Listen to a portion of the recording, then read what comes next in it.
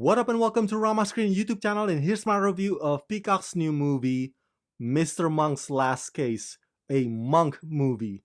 Let's rock this. Confession time, I was a huge fan of the old original Monk series. Remember, that show was popular before and after the dawn of social media. It went through that transitional phase into the hashtag world. And I've watched every single episode, and I still rewatch some of them on streaming service today just to relax.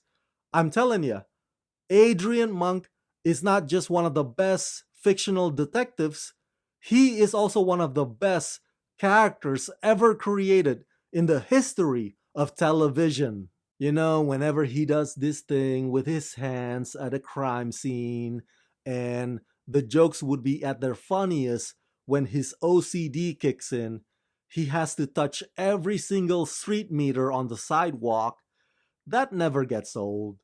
So yeah, it's natural that I geeked out the minute that I heard that creator Andy Breckman was putting the band back together for this project.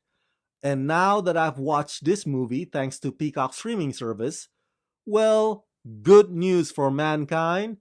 Mr. Monk's Last Case is hilarious!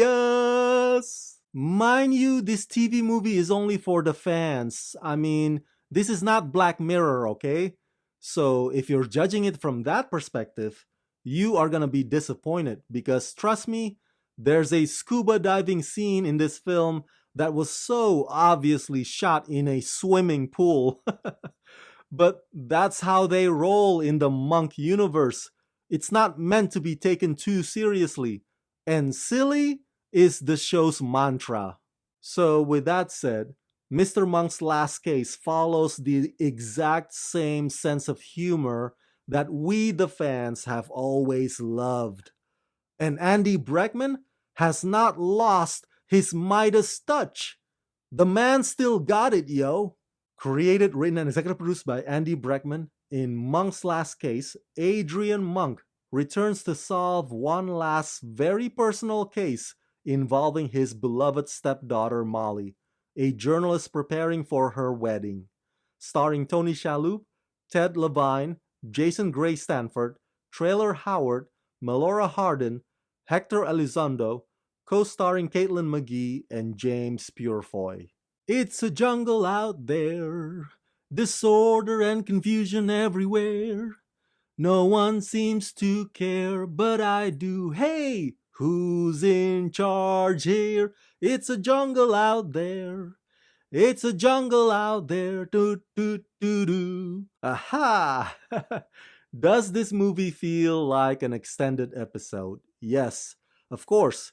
And just like the old show, oftentimes writer-creator Andy Breckman likes to drop certain momentums along the way to make sure that the main focus remains intact.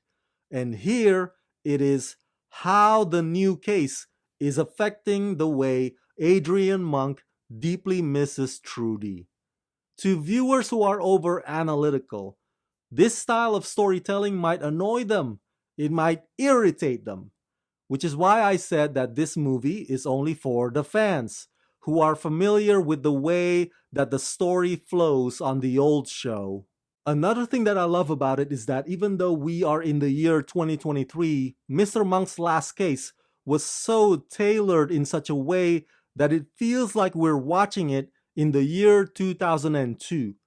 Don't get me wrong, the story is set in the post-pandemic era, and there's this funny spiel about how Monk survived COVID, but many of the visuals are intentionally designed to look outdated so as to appear as if the old show never left.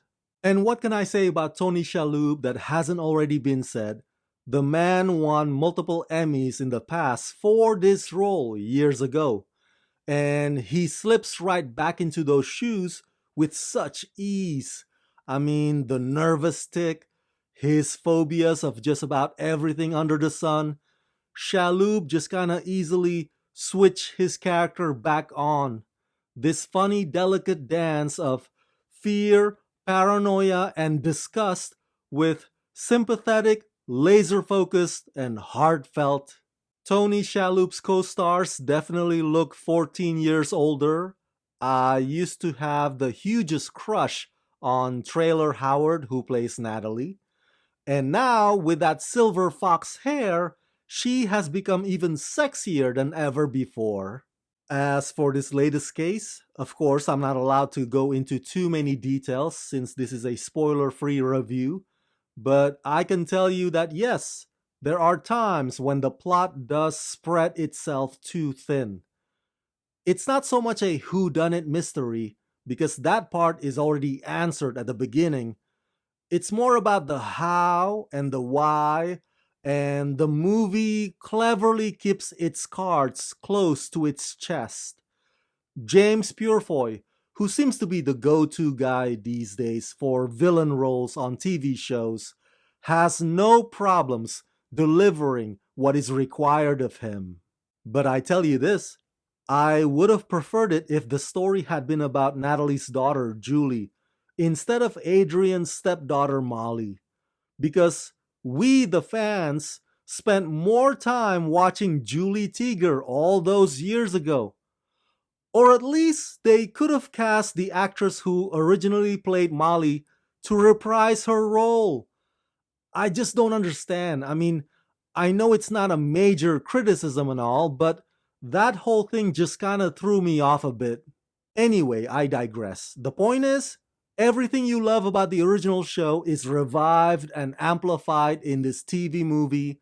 Adrian Monk's latest antics will get you laughing your ass off, and Mr. Monk's last case has an ending that underlines exactly why we love this iconic character. Such an excellent, splendid, satisfying Monk reunion. So yeah, overall I give Mr. Monk's Last Case, a Monk movie, the rating of 4 out of 5. And look, I don't know if this is it for Monk. I hope not. I mean, we had like what, 3 psych TV movies, right? So it's only fair if Monk also gets his own TV movie trilogy. But I'm sure it all depends on the actor's scheduling and whether or not Andy Breckman wants to do another round. Well, I can speak for the fans when I say, why the hell not? Bring it! So that's it. That's my review of Mr. Monk's Last Case, a Monk movie. Smash that like button. Hit that notification bell. Share this video with everyone you know. Share your thoughts in the comment section below. And as always, subscribe.